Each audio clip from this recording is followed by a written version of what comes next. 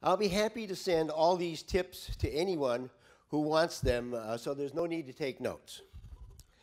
Now, this presentation is really directed at chapter leaders. But if you are just a member of your chapter, you can help your chapter by telling your leadership what you learned today.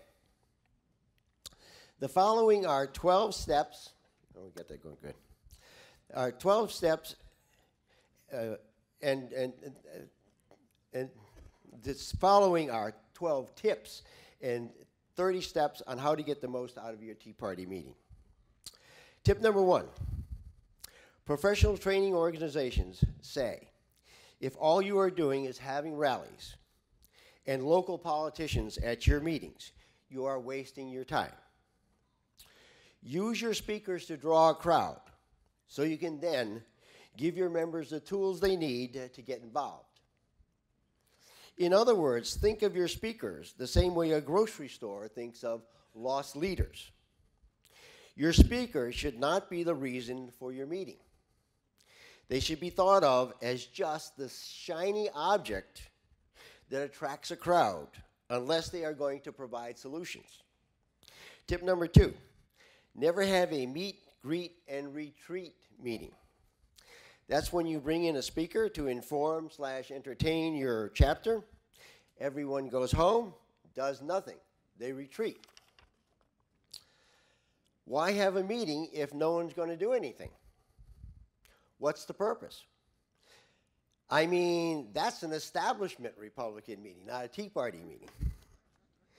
Tip number 3, always give your people information about the problem together with the information to solve it. As an example, explain the details of a bad bill and give them the number of the bill together with the name and phone number of the members of Congress to call. But don't just do that verbally. Give them something they can refer back to and put this information in writing on the agenda. Tip number 4, if you are just informing people at your meetings, you are wasting their time and yours as well. They don't have to come to a meeting for that information. You could send them that in an email. Let me demonstrate that just informing people is not the answer with this story. I was at a meeting of Tea Party leaders, and one of our speakers one of the speakers we had was a state leader of the fair tax organization. He had just come from a conference in Chicago of fair tax leaders from around the country. And he said that they determined that for years, this is the fair tax organization, they were going about it all wrong. What he said was, we just thought that all we had to do was educate people about the fair tax and they would make it happen. We were wrong. Tip number 5, visit other Tea Party meetings, network with them, and review their speakers, and steal all their good ideas. That's what I do. I always get compliments on my speakers because I rarely have a speaker I have not heard at another Tea Party meeting. Tip number 6, have an elevator speech for your chapter. Who knows what an elevator speech is? Raise your hands. All right, now I know who the salespeople are. An elevator speech is different from a mission statement. Every successful sales organization has an elevator speech. An elevator speech is a sales term. It is so named because it is so short it can be given to someone in an elevator even if they're only going 1 or 2 floors.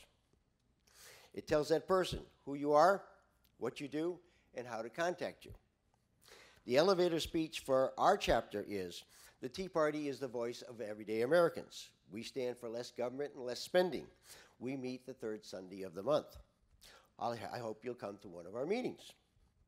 That whole elevator speech takes less than 10 seconds. I tell my members to memorize it and tell it to everyone who asks them what the Tea Party is. There is no need for you to reinvent the wheel. The elevator speech I just recited is so general, it is perfect for every Tea Party chapter in the country.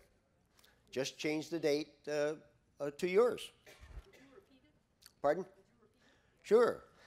The Tea Party is the voice of everyday Americans. We stand for less government and less spending.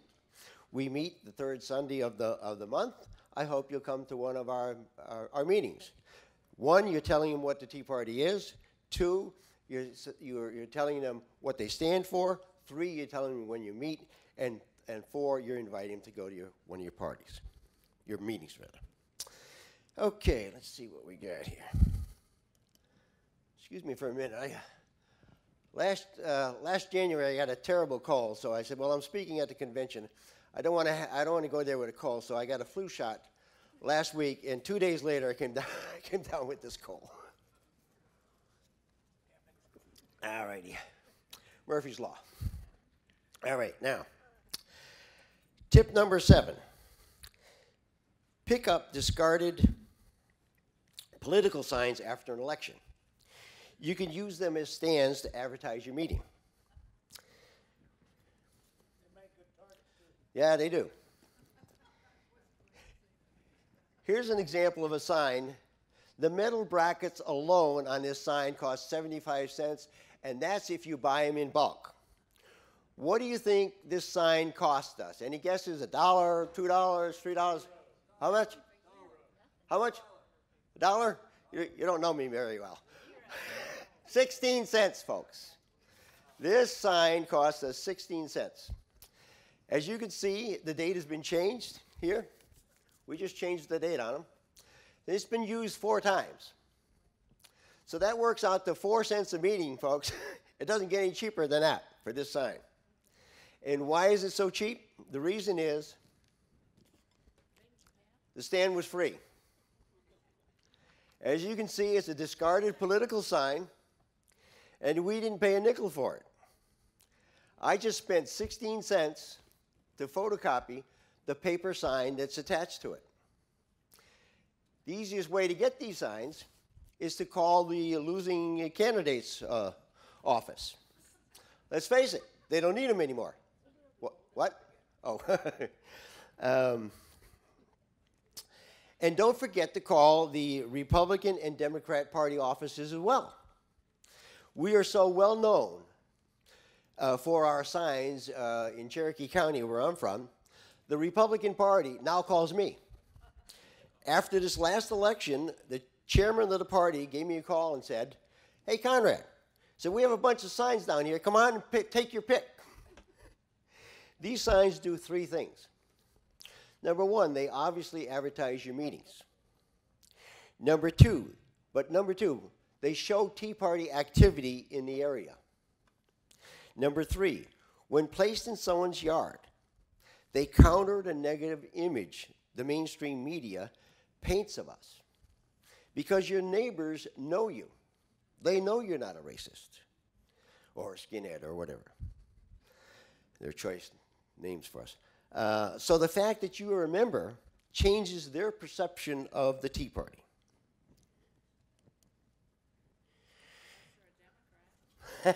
Right, exactly. Well, they're hopeless, you know. You can't fix stupid. All righty.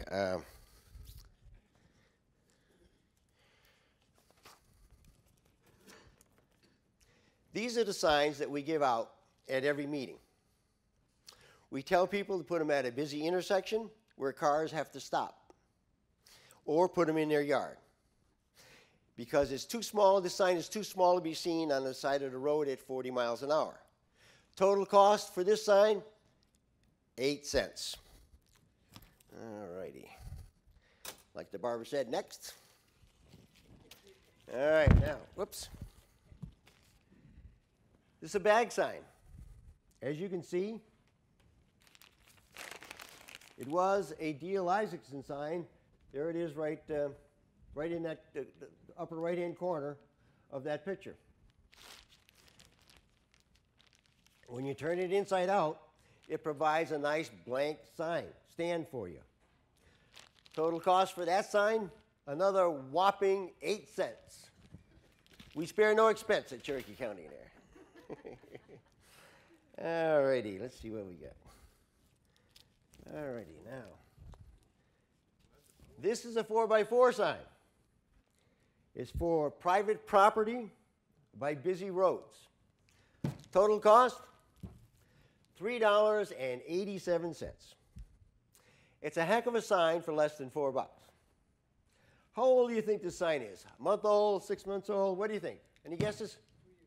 2 years? Pretty close. 4? You're absolutely right.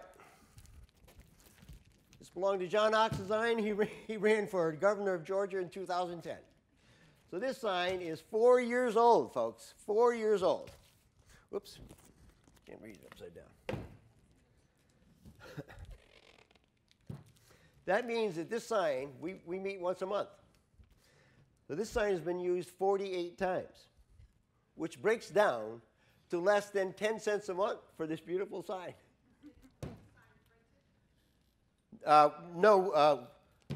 I'll tell you what happens, how we produce these signs. See that sign right there? That came out of my printer on an 8x11 sheet of paper. It was 8x11 sheet of paper originally. Came right out of my printer. I just went to a printer and had them blow it up. That's how all of these signs are made, by the way. Anyway, so as I said, that's 10 cents a month for this sign. It's been used 48 times, but wait, there's more. We used it on our float for the 4th of July and Christmas parades for those 4 years as well. So that makes it even better. You might say that this sign just is one of those signs that keep on giving. All these signs work so well. 15 to 20% of the people at my meetings are there because they saw a sign on the side of the road. The guy who provides the trailer for our float found our tea party because he saw one of our signs. It's one of our most valuable assets. 15 to 20%, folks. These signs will definitely increase the size of your meetings. But more importantly, they reach people who don't get your emails. Excuse me.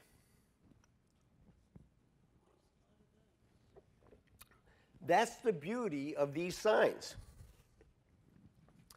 They get to those who are not part of the Tea Party. The great unwashed out there. Tip number 8. At the beginning of every email, start it with the statement, use the awesome power of the internet, and forward this to everyone whose opinion you value. Studies have shown that a statement reminding them to forward the email increases the number of times it is forwarded by 23%. Tip number 9, give a prize to the person who brings the most people to your meeting. Oh, good.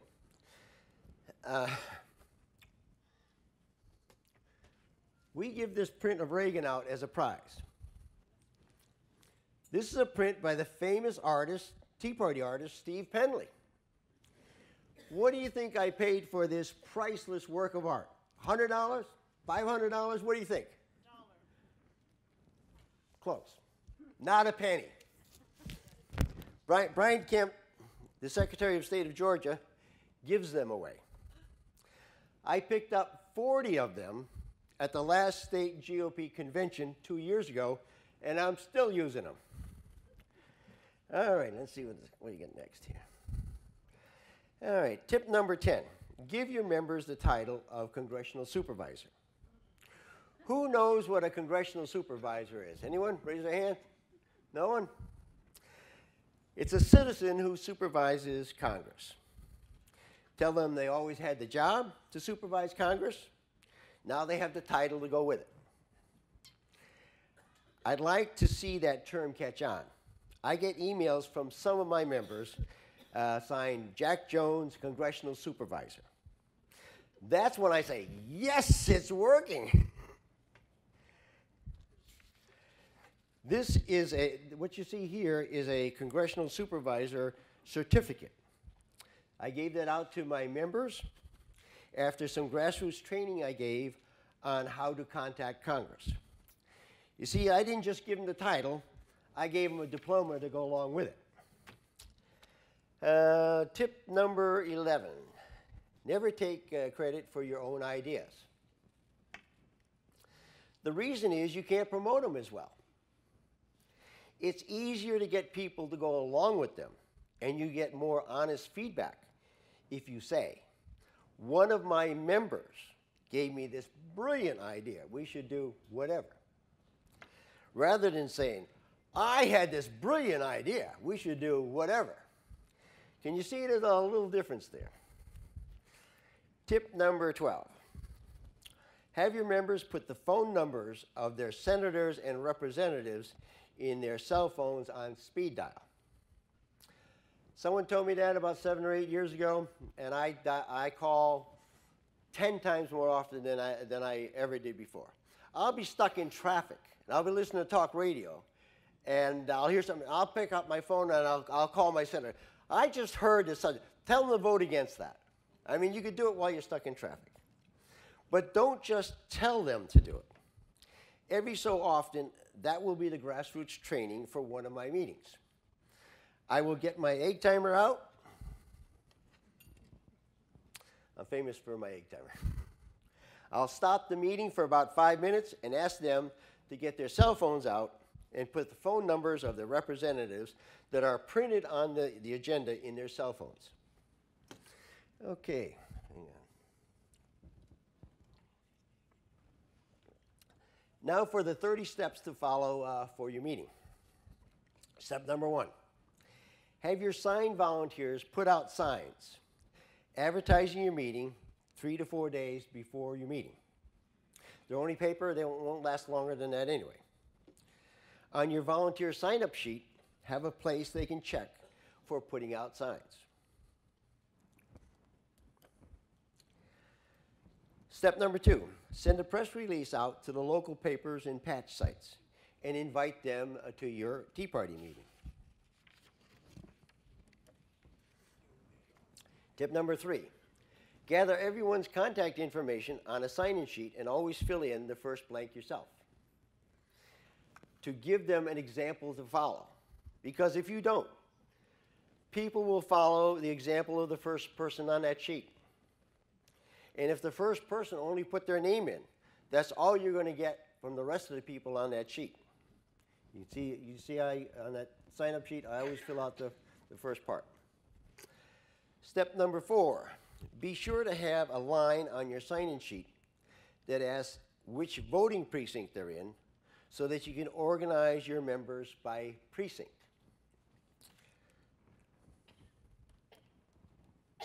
Here's an example of an email I send out. It lists every Tea Party person in that precinct. There's actually 2 pages in this precinct. Look at all those names. Organizing by precinct is a great tool to build a team. Let me give you an example of how well that works. In the election we just had, I was a grassroots coordinator for Barry Loudermilk for Congress in Cherokee County. It was part of my job to get a person for each of the 43 precincts in Cherokee. I just simply sorted my membership list by precinct, and voila, I had the names of each person according to the precinct they were in. Some precincts, like this one, had more than 40 people in them that I could call. And let's face it, what I do is I always send them an email first, and then I follow it up with a call. And let's face it, out of a list of 40 people, it's not that hard to come up with someone for the precinct. Now, that was a campaign, but you can see how well that would work for anything, an issue in your county, whatever. All you have to do to organize your Tea Party by precinct is to put one line in it. That's the one where it says, it's circled here, voting place, precinct. Step number 5, place your sign-in tables close to the entry door and guide your people into the room, like that. You can see them. Place it so they have just enough room to pass your sign-in table to enter, and they can't go around it. I've seen some, they're in the middle of the room, people just go around it. Step number 6, have greeters, preferably women with outgoing personalities, sign people in. Guys are just sucker for women. I'll sign in, okay, I will. Tell your greeters to treat the attendees like long-lost friends coming to their home for a party. Let's see what we got here. Okay, this is a picture of our sign-in team. The woman standing there, I don't know how to work the pointer, that's all right. The woman standing there is Valerie. She's the first person they meet when she comes in. She's our main greeter. She's like a traffic cop. She greets them and asks them if they've been there before. If they're there for the first time, so you go, please sign in. If they haven't been there, if they've been there before, so oh, please buy a raffle ticket and support our chapter. Let's see what we got here. All right. This is a picture of one of our meetings. We meet in a church hall. This room will hold 300 people. And I use tables because it makes the meeting look bigger. One of my volunteers said, look, Conrad, if we took these tables out of here, we can consolidate all these chairs. I said, no, and it won't look so crowded. I said, no, that's not, I want it to look crowded. Okay, and also, my volunteers, they always get a kick out of me. I'll move a table like 8 inches. I said, Conrad, what are you moving at 8 inches for? I said, you don't understand.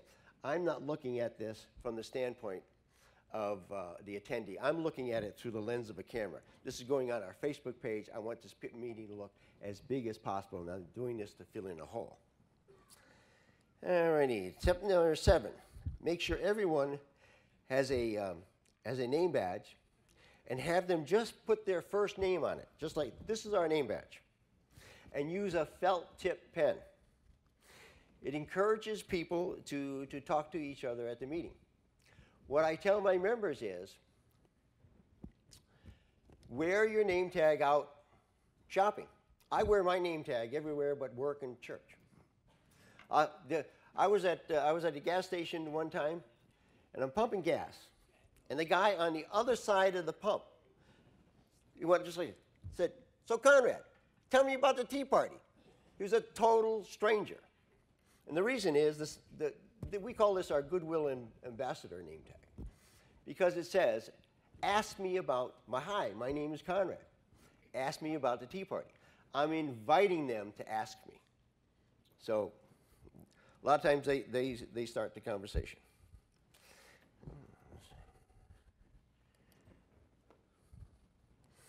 Okay, tip number 8.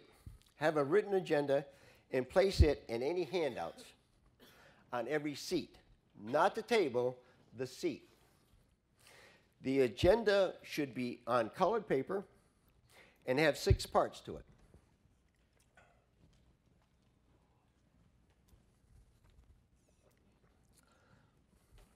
Part number 1, begin your agenda with your chapter's elevator speech. That's right on the top, number 1.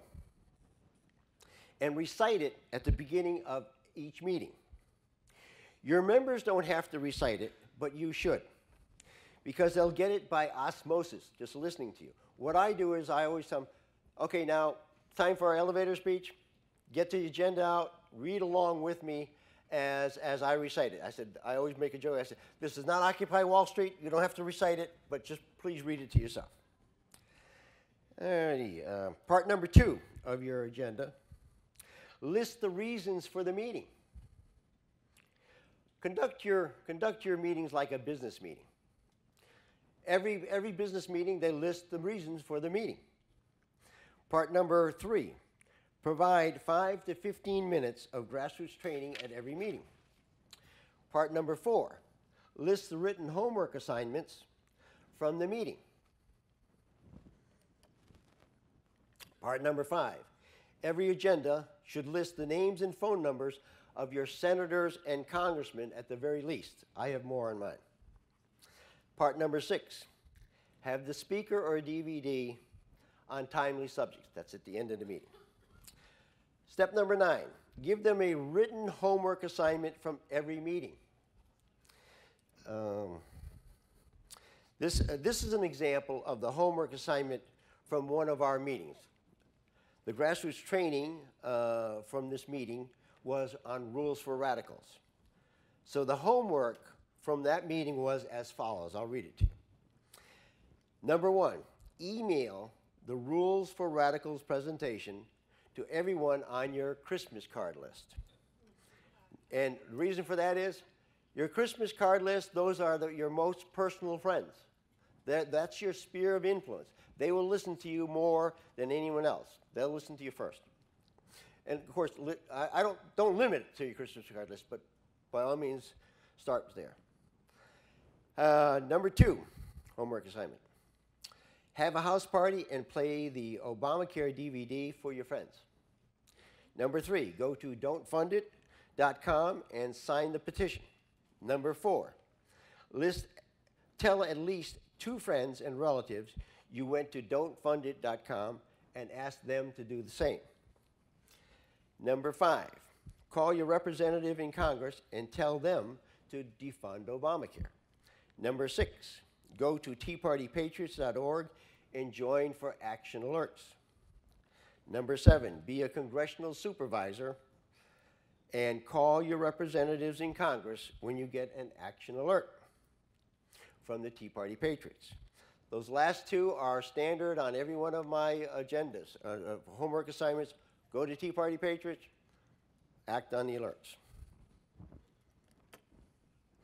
Okay.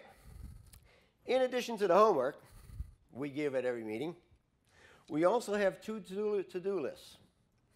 One here on the right doubles as a citizenship test. The more you do, the more points you get. It's a lot of fun. Step number 10, ask who is there for the first time, make them feel welcome, and recognize them. Step number 11, put fewer chairs out than you expect to use. 100 people in a room with 500 chairs looks empty. 80 people in a room with 70 chairs looks packed. Step number 12, have everyone take 1 minute and introduce themselves to those around them, just like a church. It's a great way to break the ice. Step number 13, make greeters out of your regular members. Remind the regulars to welcome the newcomers at their table. That way, everyone is greeting the new people and making them feel welcome, not just yourself. Step number 14, make your meetings fun. Be funny. Smile a lot. A little hard for me today, I got a cold. But that's rule number 6, by the way, of Saul Alinsky's Rules for Radicals, which is a good tactic is one your people enjoy. If your people aren't having a ball doing it, there's something very wrong with the tactic.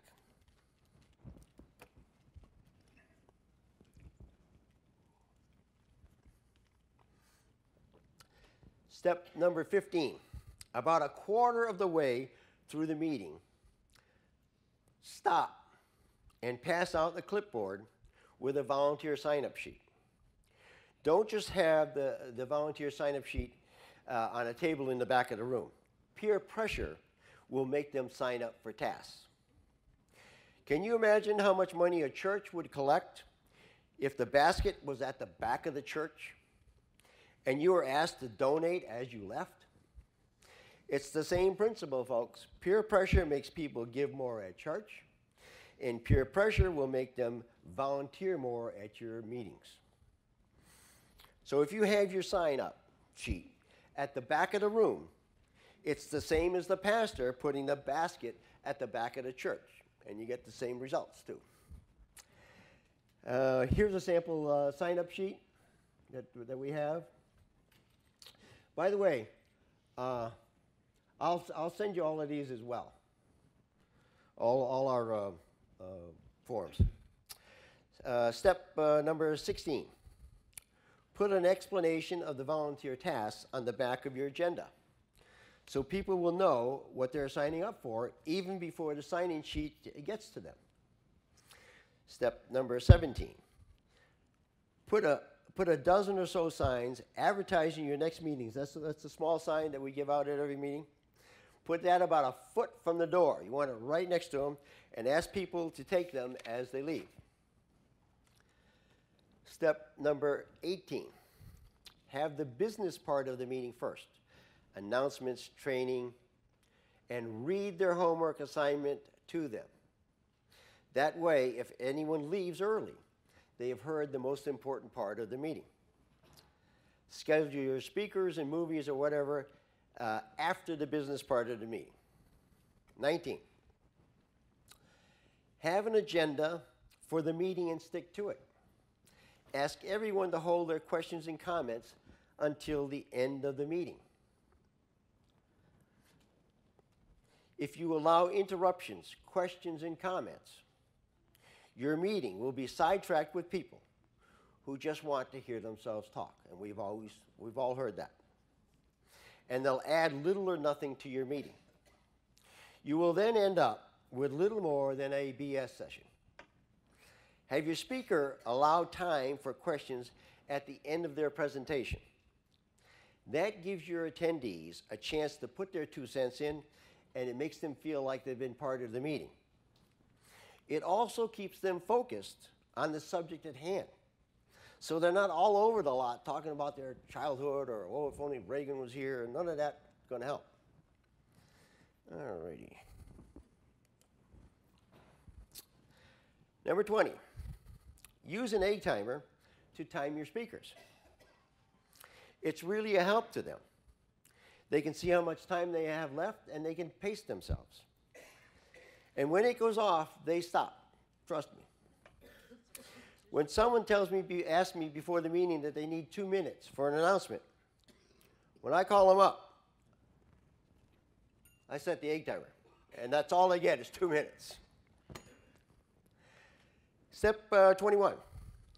Take a lot of pictures and put them on your Facebook page with a report of the meeting. People love to see pictures of themselves. I know, I'm a former newspaper publisher. Also, send an email with that same report. You've already done it once. Take that same report, send it out to your members within 1 day of your meeting. As a former newspaper publisher, I know it's got to be fresh. You can't send it out 3 or 4 days later. It won't work. The very next day. That way, even those who didn't come will know what happened at the meeting. More importantly, they'll know what the homework assignment is. Number 22, ask the meeting volunteers to stand and thank them for their help. Number 23, end your meeting with the song, God Bless America. Everyone can sing it and people love it. We started at our first meeting and it's a tradition with us. Pardon? At the end of your meeting? At the very end. That's how we end our meeting. That's how we start ours. Oh, really? I put the words of the song at the end of the agenda so that people can get involved and sing it. Step number 24, pick a nearby restaurant and invite everyone to an after the meeting just to chat. Sort of play on words from after the party. We have an after the meeting. It's a great way to get to know your members and a great outlet for those who just want to talk politics. Don't forget, you didn't let them talk during the meeting, so this is their outlet. Whoops, went the wrong way there. There we are. Okay. This is a picture of our after the meeting. Look how many people are there. That's after our meeting. I mean, we just take over that restaurant when we come in. That whole table is all our people who went to the meeting. Oop. This thing keeps going. Pardon? What time do your meetings get over? 5:30. They're an hour and a half. They start at 4? It's 4 and they go to 5:30. Oops, I'm going the wrong way here.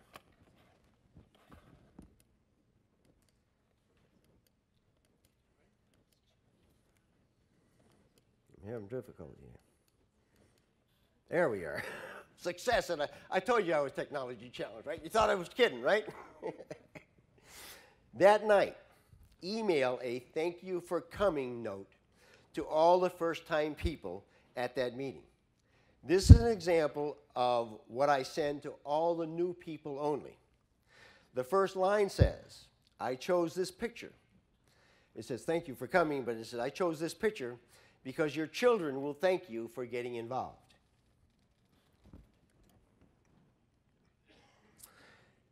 Number 26, that night, email a thank you note to all your volunteers who helped you set up for the meeting. As you can see, this one's a little different. It's personalized. Every volunteer gets this email, dear Liz, dear Kirk, dear Pat.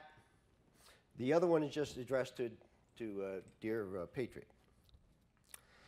Number 27, within 2 days, email a welcome to the team thank you note to everyone who volunteered for a task on the volunteer sign-up sheet. Number 28, limit the time of your meeting to 1.5 hours to 2 hours max, and start and end on time. I start my meetings with an alarm clock. It's set at 4 o'clock, and when it goes off, the meeting starts. You can train your attendees to be on time, and you can train them to be late. If they know that that alarm clock is going to go off at 4 o'clock and they better be there, they'll be there. Number 29, send a press release to the local media using the report and pictures you use for your Facebook page. That report does 3 things. It's on your Facebook page, you send it as an email, and you alter it to send it as a press release. And you've only written it once. It's all done. All you have to do is send it to them. Step number 30. A week after the meeting, send an email out to all your chapter members. This email should list the homework assignment from that meeting, the previous week. And remind them, it's been a week. How are you doing with the homework? Okay, now those are the 30 steps to follow to get the most out of your Tea Party meeting. Joe asked me to demonstrate some grassroots training. So right now, can you get your cell phones out? Oops. Darn. Uh-oh. All righty. Yeah, can you go back to the... It's the Washington, okay. Next one, one is missing there. It's the Washington switchboard number. It should be up.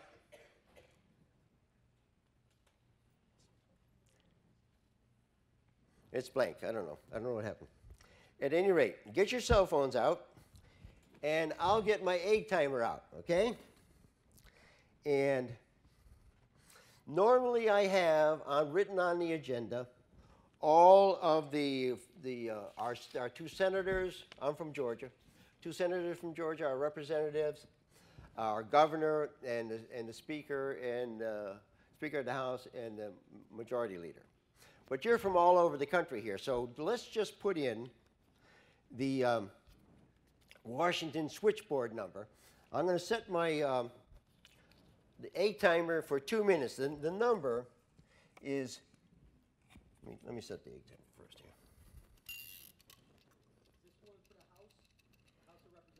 This is the Washington switchboard number. With this number that I'm going to give you, you can contact any senator or any congressman, and also you can contact any agency of the government. You can call Homeland Security with this number. And the number is 202-224-3121.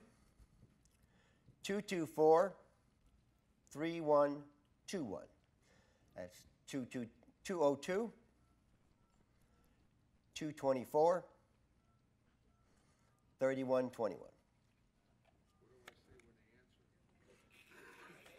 Say, how's the weather up there?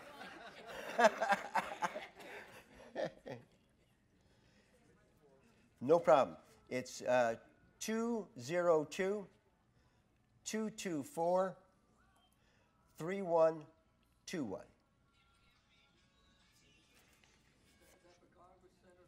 This is the Washington switchboard number. With that number, you call it and you say, I want to talk to my senator from Georgia, or I want to talk to my congressman from Georgia, or whatever. Or you say, I want to talk to the Homeland Security. Please connect me. You can contact any senator or any congressman in Washington or any federal agency with that number. Now, when you go home, look up your two senators and your representative, and the Speaker of the House and the Senate Majority Leader's number, and anything else you want to put in there, and put them on speed dial in your phone. Remember, you can call them when you're stuck in traffic, just like I do, right? If they're in there. Okay, now time is up, but let me leave you with this. If you remember nothing else, I want you to remember three things. One, the worst mistake you can make is to have a meeting and all you do is provide information. Remember, you can send them an email. They do not have to come out in the cold to a meeting for information only. Number two, give your attendees a written homework assignment from every meeting, but it must be in writing. Number three, give your members the title of congressional supervisor and have them put their representatives' phone numbers in their cell phone. I have a table on the floor below there. Just stop by. I'll be happy to give you any of this information, all these steps, and all the forms that I use for my meeting. There, anything you want. Thanks for listening, and I'll also be happy to answer any questions you might have. So fire away. What's that? What? The homework assignment? I read it for you. As an example, that one meeting that we had, remember I read the homework assignment? From that meeting, the grassroots, I always have grassroots training at every meeting. The grassroots training for that meeting was Saul Alinsky's rules for radicals. I told him about, I explained all those 12 rules. And then I said the homework assignment, one of them, I think there were about 7 items on that one there. One of these, the assignments was to email that presentation, because I would email it to them, email that presentation on Saul Alinsky's rules for radicals to everyone on their email list, their Christmas list. Anyone else? What's that? What do you got? Do you charge for your meeting? We support our meetings with a raffle. That's how we do it. That's Valerie's job. Said, please buy a raffle ticket to support our meeting. How much does most people give? Pardon? What is the usual amount that they'll give for a raffle ticket? Well, we charge, and I shouldn't say we charge. It's a suggested donation. Remember, the suggested donation for our raffle ticket is $1 a piece, and 6 for $5. Of course, if you don't make the donation, the proper donation, you don't get anything. Do you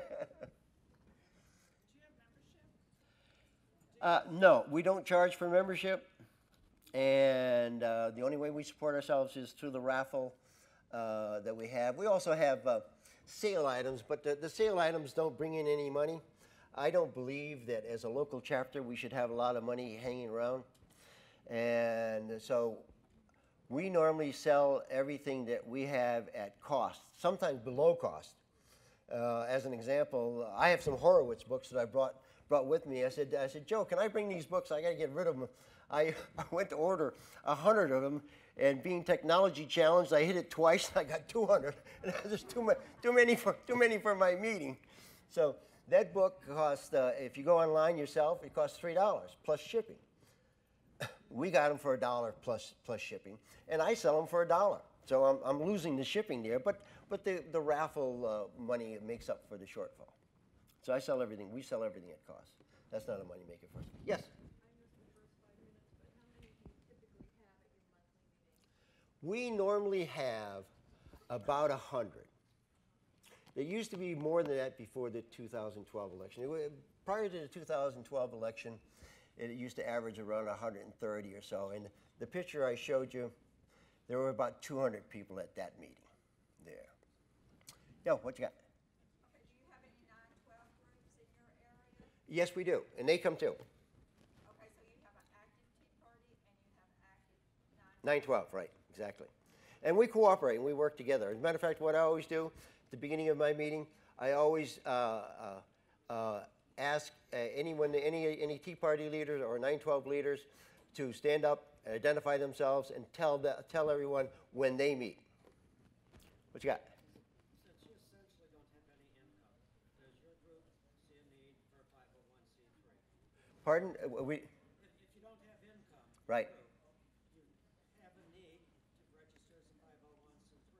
Well, I never felt a need, and the fact of the matter is, I was at it was Americans for Prosperity meeting actually, and the Attorney General of Georgia was there, Sam Olens, and I asked him the question. I said, "Look at Sam," I said, "my chapter we run our chapter like a neighborhood block party. A bunch of neighbors get together and say, okay, we need some hot dogs and hamburgers. They make a collection, they spend it on the hamburgers and hot dogs." I said, we run the Tea Party, our Tea Party chapter the same way. We're not organized. We have no treasurer. We have no president. We're not a legal entity. And I said, is that okay? Do I need to do anything with the IRS? He said, no. He said, Conrad, you are perfectly all right. Okay. Said the only problem is you might have problems with if you have an event and someone gets hurt. Anyway, I'm being told to wrap it up. They're giving me the hook, folks. Don't forget the table downstairs there. Sign up, and I'll send you all this information. Thank you.